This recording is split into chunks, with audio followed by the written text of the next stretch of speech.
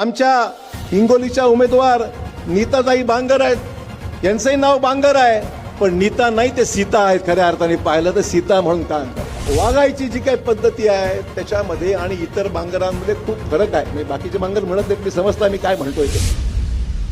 आणि म्हणून ही विकासाची जी काही पावलं आहेत ती पावलं टाकत असताना आपल्याला मराठवाड्यातले जे स्पीड ब्रेकर निर्माण झालेले आहेत ते स्पीड ब्रेकर मराठवाड्यात असता कामा नयेत. आपला विकास आता पुढील 5 वर्ष आपली आहेत.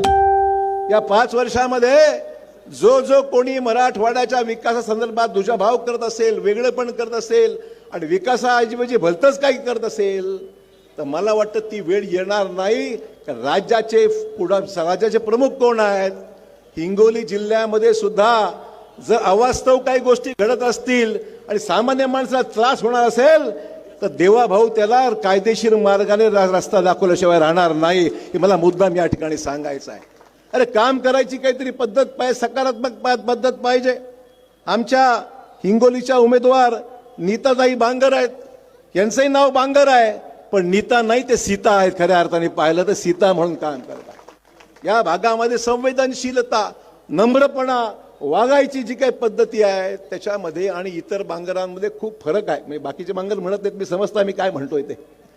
परंतु आज या भागाचा विकास जर करायचा असेल तर पुढील 5 वर्ष आपल्या महत्वाची आहेत.